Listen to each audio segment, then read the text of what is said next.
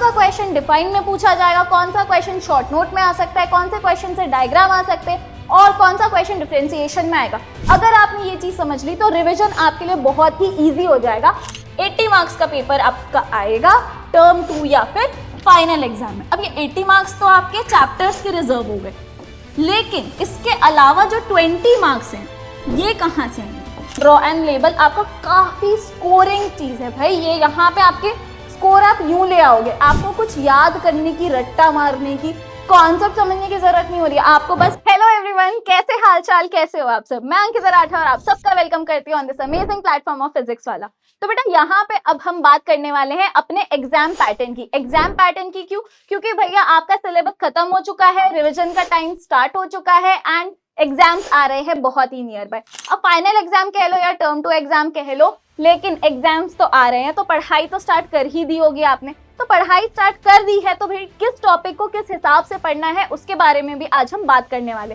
कौन सा question define में पूछा जाएगा, कौन सा क्वेश्चन शॉर्ट नोट में आ सकता है, कौन से क्वेश्चन से डायग्राम आ सकते हैं और कौन सा क्वेश्चन डिफरेंशिएशन में आएगा। अगर आपने ये चीज समझ ली तो रिवीजन आपके लिए बहुत ही इजी हो जाएगा। आप उस टॉपिक को उस हिसाब से प्रिपेयर कर सकते हो। तो आइए देखते हैं। यहाँ पे भाई मेरे पास में कुछ चैप्टर्स की लिस्ट है। अब यहाँ पे एक चीज मैं आपको बता देना चाहती हूँ कि बेटा देखो, यहाँ पे this is not totally reliable. आपके टीचर्स जो आपको बोल रहे हैं कि भाई ये टॉपिक्स या ये चैप्टर्स एग्जाम में आएंगे वही प्रिपेयर करना, ये सिर्फ एक एस्टिमेटेड लिस्ट है कि ये आपके एग्जाम में आ सकते हैं। अगर आपको अभी तक नहीं बताया है, क्योंकि मैंने जहाँ से बात की है 2-3 स्कूल से, तो वहाँ पे ये चैप्टर्स आने वाले हैं टर्म 2 एग्जामिनेशन में, यानी फाइनल एग्जामिनेशन में। तो यहाँ पे इसके भरोसे मत जाना भैया, आपके टीचर्स जो आपको बोल रहे हैं उन चैप्टर्स को प्रिपेयर करना है, ठीक है। हम यहाँ पे समझने वाले हैं क्या चीज़। तो देखो बेटा, अब यहाँ पे आपका जो पेपर है ये आएगा 30% फ्रॉम टर्म 1 सिलेबस। 30% जो आपका पेपर रहेगा वो टर्म 1 या फिर मिड टर्म या हाफ ईयरली, जो भी नाम आप देना चाहो, उसमें जो भी आपके चैप्टर्स आए थे उनमें से 30% क्वेश्चन पूछे जाएंगे। और जो रिमेनिंग है वो आपका एंटायर सिलेबस रहेगा, आपका जो टर्म 2 में पढ़ाया गया है, यानी कि मिड टर्म के बाद में आपको जो पढ़ाया गया है उससे रिलेटेड। तो आइए यहाँ पे हमारे चैप्टर्स देख लेते हैं। Micro organisms, friend and foe, reproduction in animals and reaching the age of adolescence, ये है आपके बायो के चैप्टर्स। तो ये बायो के चैप्टर्स आप बहुत अच्छे से प्रिपेयर कर लीजिए। बायोलॉजी के चैप्टर्स है। अगर आपको इंपॉर्टेंट टॉपिक्स भी जानने हैं तो डू लेट मी नो। इसके अलावा अगर हम केमिस्ट्री की बात करें तो कंबशन एंड फ्लेम जो हमारा चैप्टर है ये आ सकता है केमिस्ट्री में। कोल एंड पेट्रोलियम आपका टर्म 1 में आया था, कुछ क्वेश्चंस वहां से पूछे जा सकते हैं। अगर हम फिजिक्स की बात करें तो chemical effects of electric current, sound and light, ये बहुत ही इंपॉर्टेंट चैप्टर्स है, आपको 9th में भी काम आने वाले हैं। तो यहाँ पे भी आप अच्छे से इनको प्रिपेयर कर लीजिएगा। आगे अगर हम बात करें तो बेटा सेक्शन जो आते हैं पेपर में, ये देखिए यहाँ पे ABCD लिखा है। अब ये A सेक्शन 20 मार्क्स का प्लस और माइनस हो सकता है 2-3 मार्क्स, B सेक्शन 16 मार्क्स का, C section 24 and D section 20 marks. अब यहाँ पे बहुत सारे बच्चों का कहना है कि मैम हमारे एग्जाम में सेक्शन E भी आता है। तो बेटा ये सेक्शन E के अलग से कोई मार्क्स नहीं है, ये इनका टोटल अगर आप सम निकालेंगे तो ये 80 मार्क्स का पेपर आपका बनता है। 80 मार्क्स का पेपर आपका आएगा टर्म 2 या फिर फाइनल एग्जाम में। अब ये 80 मार्क्स तो आपके चैप्टर्स के रिजर्व हो गए, लेकिन इसके अलावा जो 20 मार्क्स हैं ये कहाँ से आएंगे? तो ये जो 20 मार्क्स हैं ये हर स्कूल में अलग अलग तरीके से इसको कैलकुलेट किया जाता है। हो सकता है यहाँ पे आपको पोर्टफोलियो के 5 मार्क्स मिल जाएं, हो सकता है कि आपने कभी कोई प्रोजेक्ट या मॉडल्स बनाए होंगे उसके 5 मार्क्स मिल जाएं, या फिर आपकी नोटबुक एंड अटेंडेंस के मार्क्स मिल जाएं। और एक बहुत ही इंपॉर्टेंट चीज इसके मार्क्स मिलते हैं विच आर योर वाइवा, या फिर आपका जो ओरल एग्जामिनेशन होता है इसके मार्क्स मिलते हैं बेटा। एंड एक और चीज क्या है वो, ये है भाई आपके टर्म 1 या फिर पीरियोडिक असेसमेंट या यूटी आप बोल दो, तो इसके जो मार्क्स थे भैया यहाँ पे उनका एवरेज निकाल के उसको ऐड किया जाता है। तो इनमें से आपके 20 मार्क्स आएंगे। अब ये तो ऑलरेडी जो हो चुका है इसका आपके हाथ में कुछ है नहीं करने का, राइट। तो यहाँ पे आपको ध्यान नहीं देना, आपका मेन फोकस होना चाहिए 80 मार्क्स पे क्योंकि ये आपके हाथ में है, ये आने वाले बेटा आपके चैप्टर से। तो आपको ये जो चैप्टर्स है किस तरीके से प्रिपेयर करने हैं, किस टाइप के क्वेश्चंस आएंगे, आइए जानते हैं। तो यहाँ पे मेरे पास में सेक्शन ABCD के फॉर्म में है। अगर ई भी आता है तो बेटा इसमें से 80 मार्क्स ही बनेगा, आपका जो पूरा पेपर है 80 मार्क्स का ही बनेगा। ई वाला सेक्शन अलग से 10 या 20 मार्क का नहीं होने वाला है 100 मार्क का पेपर बनाने के लिए, ठीक है। एज पर CBSE 80 मार्क्स का पेपर आता है, हो सकता है किसी किसी स्कूल में 75-60 मार्क्स ऐसे आ सकते हैं, ठीक है, लेकिन एज पर CBSE 80 मार्क्स का ही पेपर बनता है। अगर हम बात करें सेक्शन A की तो बेटा इसमें आप देखेंगे 2 टाइप के क्वेश्चंस यहाँ पे दिए हुए हैं। हो सकता है इसमें सिर्फ MCQ आए, फिल इन द ब्लैंक्स आपका किसी और सेक्शन में हो, लेकिन मैं यहाँ पे बात कर रही हूँ टाइप ऑफ क्वेश्चन की, किस टाइप के क्वेश्चन आएंगे उसकी बात कर रहे हैं। तो यहाँ पे बेटा MCQ हर एग्जाम में आते ही हैं। अब MCQ में एक चीज ध्यान में रख के चलनी है आपको, असर्शन एंड रीजन वाले जो क्वेश्चन हैं, असर्शन एंड रीजन वाले क्वेश्चन बेटा अच्छे से पढ़ लो। हर चैप्टर से 1 या 2 क्वेश्चन आप प्रिपेयर कर लो, प्रैक्टिस कर लो, देख लो, समझ लो कि किस तरीके से इनको सॉल्व किया जाता है। इसको एक बार आपको समझना पड़ेगा, क्योंकि हो सकता है 15 मार्क्स में से 2 मार्क का आपका जो असर्शन एंड रीजन है वही पूछ लिया जाए, ठीक है, या फिर 10 मार्क का अगर MCQ आ गया तो उसमें एक क्वेश्चन पक्का बनेगा असर्शन एंड रीजन का। As per the new education policy आपको कॉम्पिटिटिव एजुकेशन जो है वो प्रोवाइड करनी है ना, कंपटीशन के लिए आपको प्रिपेयर करना है, तो इसीलिए असर्शन एंड रीजन वाले क्वेश्चंस अभी एग्जाम में आते हैं, ठीक है। दूसरी बात करें तो फिल इन द ब्लैंक्स आपका आ सकता है, आपको एक कुछ भी पूछ लिया जाएगा, भैया ब्लैंक दे के रखेंगे, आपको बोलेंगे कि यहाँ पे आपको वर्ड बताना है। बहुत बार फिल इन द ब्लैंक्स के लिए, अब आप छोटे बच्चे तो हो नहीं कि आपको अलग से वर्ड दिया जाएगा 6-7 और उसमें से आपको चूज करना है राइट आंसर और फिर आपको फिल इन द ब्लैंक करना है। नहीं, यहाँ पे आपको फिल इन द ब्लैंक दिया जाएगा, आपको खुद से दिमाग लगा के पढ़ के जो आए हो उसी कॉन्सेप्ट में से सही आंसर लिखना है। क्लियर है? आगे अगर हम बात करें तो बेटा डिफाइन आ सकता है, कोई भी एक वर्ड दे दिया जाएगा या भी कोई भी टर्म दे दिया जाएगा और फिर उसको बोलेंगे कि इसको आपको एक्सप्लेन करना है, यानी डिफाइन करना है। फिर यहाँ पे आएगा गिव एग्जाम्पल, आपको कोई भी एक टॉपिक दे दिया जाएगा, बोलेंगे कि इसके 2 एग्जाम्पल बता दो, और वो 2 एग्जाम्पल जो होंगे वो 0.5 मार्क्स के हो गए। तो यहाँ पे 0.5 मार्क्स अगर हम लोग देखेंगे तो क्या हो गया 1 मार्क, और दूसरा एक और 1 मार्क, यानी कि आपको 4 एग्जाम्पल बताने हैं तो 2 मार्क्स। क्लियर है?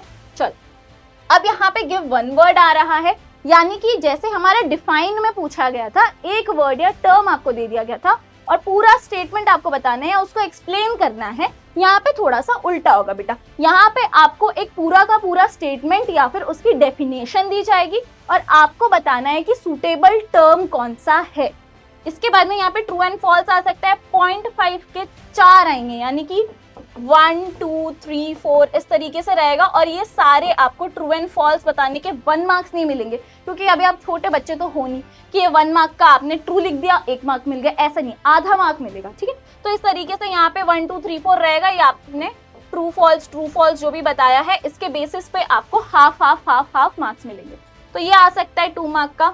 ये अभी भी मैं वापस से बोल रही हूँ भाई, ये टोटली रिलायबल नहीं है, इस टाइप के क्वेश्चन आएंगे, ये मत सोच के चलना मैम ने बोला था 2 मार्क का ट्रू एंड फॉल्स आएगा, हमारे पेपर में 5 मार्क का ट्रू एंड फॉल्स आ गया। कोई बात नहीं, आगे पीछे मार्क्स हो सकते हैं, लेकिन टाइप ऑफ क्वेश्चन की अभी हम बात कर रहे हैं, ठीक है। मैच द फॉलोइंग आ सकता है, गिव रीजन आएगा, जस्टिफाई द स्टेटमेंट। अब जस्टिफाई द स्टेटमेंट में बेटा आपको एक पूरा स्टेटमेंट दे दिया गया, हाँ, आपको एक पूरा स्टेटमेंट दे दिया गया, अब आपको बताना है, आपको जस्टिफाई करना है कि ये सही है या गलत है, या जो भी बोल रहे हैं उसको जस्टिफाई करो कि किस तरीके से आप उसको रीजंस दोगे, है ना।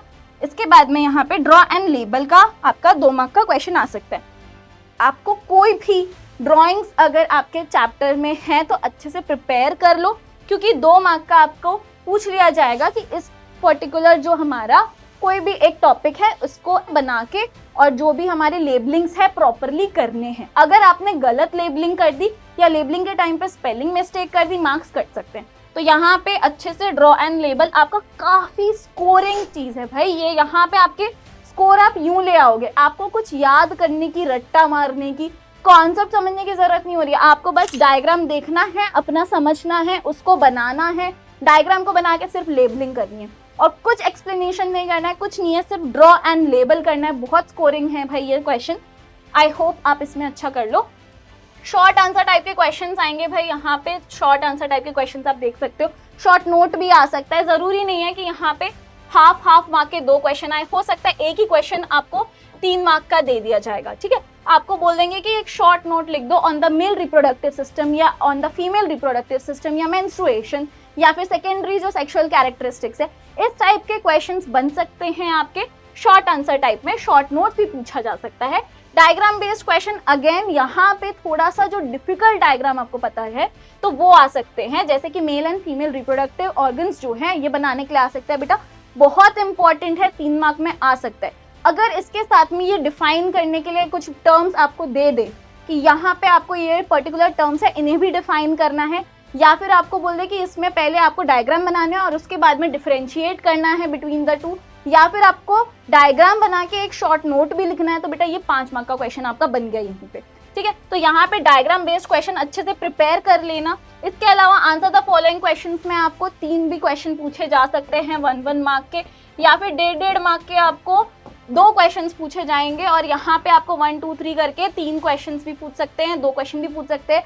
तो यहाँ पे आपको 1 मार्क का या 1.5 मार्क का कोई क्वेश्चन पूछा जा सकता है। ये बेसिकली हमारे जो इन टेक्स्ट क्वेश्चंस होते हैं उसको ध्यान से पढ़ लो, एनसीईआरटी के जो क्वेश्चंस होते हैं उन्हें ध्यान से पढ़ लो, उनमें से आ सकता है। स्टोरी बेस्ड क्वेश्चन रहेगा, आपको एक स्टोरी बता देंगे कि यहाँ पे एक टैबू या किसी मिथ के ऊपर आपको एक पूरा सीन दे दिया जाएगा, सिनारियो के बेसिस पे आपको बताना है कि आप उस पर्सन की जगह होते तो क्या करते, ठीक है। या फिर ये टैबू जो है क्या आप इसको मानते हो या नहीं मानते हो, they would like to know your views, आपके थॉट्स क्या है उस पर, आपका ओपिनियन क्या है, ये टाइप के क्वेश्चंस आ सकते हैं। 1 मार्क का आपको भाई बहुत बड़ा सा एक स्टोरी दे दिया जाएगा और फिर उसमें 3 सब पार्ट्स रहेंगे, यानी कि 3 क्वेश्चंस रहेंगे, और यहाँ पे एक क्वेश्चन 1 मार्क का होगा, बन गया आपका 3 मार्क का क्वेश्चन, ठीक है। पिक्चर आइडेंटिफिकेशन आ सकता है कि आपको एक पिक्चर दे दी जाएगी और उसमें सेवरल पार्ट्स जो हैं उसको ABCDE इस तरीके से नेमिंग कर देंगे, या फिर F भी कर सकते हैं। फिर आपसे पूछा जाएगा इस पिक्चर को आइडेंटिफाई करो कि पहले बात ये पिक्चर है किस चीज़ की, और इसके जो पार्ट्स है ABCDEF जो भी है इनको लेबल करना है, या फिर आपको बोलेंगे कि इनको आइडेंटिफाई करो कि भैया ये पार्ट कहाँ का है या इसको क्या बोलते हैं। तो यहाँ पे पिक्चर आइडेंटिफिकेशन आ सकता है। डिफरेंशिएशन का क्वेश्चन बन सकता है बेटा, डिफरेंशिएशन के क्वेश्चंस आपसे पूछे जा सकते हैं, अच्छे से प्रिपेयर कर लीजिएगा। डिफरेंशिएशन के क्वेश्चंस कौन से चैप्टर में से किस टॉपिक में से आएंगे उस हिसाब से ही उस टॉपिक को पढ़ना है। इसके बाद में यहाँ पे मान लीजिए आपको एसेक्सुअल एंड सेक्सुअल रिप्रोडक्शन के बीच में डिफरेंस पूछ लिया, इस टाइप के क्वेश्चन आ सकते हैं। कॉन्सेप्ट मैप या फ्लो चार्ट आ सकता है, आपको फ्लो चार्ट बना के दिया रहेगा। एक एग्जाम्पल देख लेते हैं, मान लो यहाँ पे कुछ भी लिखा है, एक फ्लो चार्ट है, अब यहाँ पे आपको दिया जाएगा अगर ऐसा केस होता है तो A, केस नहीं होता तो B। मान लो यहाँ पे पूछा जाए फर्टिलाइजेशन या फिर fusion of male and female gamete हो रहा है तो A, और अगर नहीं होगा तो B, ठीक है। तो यहाँ पे आपको क्या है, A यानी कि यहाँ पे प्रेगनेंसी होगी, और नहीं होगा तो मेंस्ट्रुएशन। तो इस टाइप के आपको क्वेश्चंस पूछे जा सकते हैं। Concept map and flow chart based questions रह सकते हैं। A, B, C आपको 3 भी दे सकते हैं, बीच में से कुछ एक टर्म गायब होगा, आपको बताना होगा। तो यहाँ पे ये आपका 3 मार्क का क्वेश्चन बन जाता है। Long answer type question 2.5 mark के यानी 2.5 मार्क के 2 क्वेश्चन पूछे जा सकते हैं, या फिर हो सकता है कि 4 क्वेश्चन हो। यहाँ पे आपको 1 2 3 मतलब इस तरीके के सब पार्ट्स भी रह सकते हैं इसके। तो यहाँ पे कोई एक क्वेश्चन 2 मार्क्स का होगा, बाकी 1 मार्क्स के होंगे। इस टाइप का 5 मार्क का क्वेश्चन भी बन सकता है।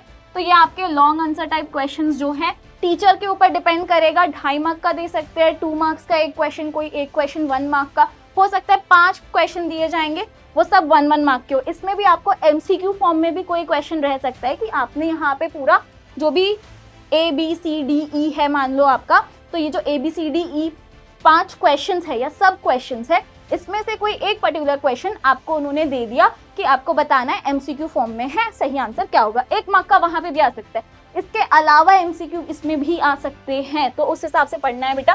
केस स्टडी बेस्ड क्वेश्चन आ सकता है। केस स्टडी दे दी जाएगी आपको कि कोई एक सिनारियो रियल में हुआ होगा कभी, तो उसके बारे में यहाँ पे दे दिया। फॉर एग्जाम्पल एडोलेसेंट प्रेगनेंसी के बारे में अगर यहाँ पे दे दिया जाए, और फिर उसमें आपको पूछेंगे कि आपको क्या क्या प्रिकॉशंस लेने थे, या फिर आपने क्या गलत किया, या कौन से वे से आप इसको प्रिवेंट कर सकते हो। इस तरीके के क्वेश्चंस आपसे पूछे जा सकते हैं। 5 सब क्वेश्चंस हो सकते हैं यहाँ पे भी बेटा। तो यहाँ पे केस स्टडी बेस्ड क्वेश्चंस आते ही हैं, या फिर इसमें वैल्यू बेस्ड क्वेश्चंस भी बन सकता है।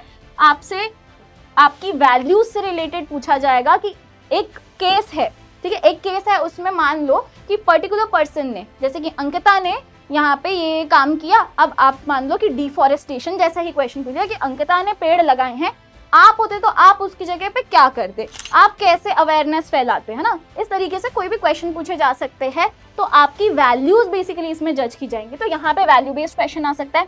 And then will be your long answer type question. अब ये जो लॉन्ग आंसर टाइप क्वेश्चन है ना बेटा, एक आ सकता है 3 मार्क का और एक 2 मार्क का, इस टाइप के क्वेश्चंस बन सकते हैं। तो ये है आपके type of questions. Again I am saying कि जबरदस्ती नहीं है बेटा कि अगर मैम ने बोला है कि मैच द फॉलोइंग 2 मार्क का आएगा तो 2 मार्क का ही आए, ऐसा नहीं है। 3 मार्क का भी आ सकता है, 2 मार्क का भी आ सकता है, 4 मार्क का भी आ सकता है।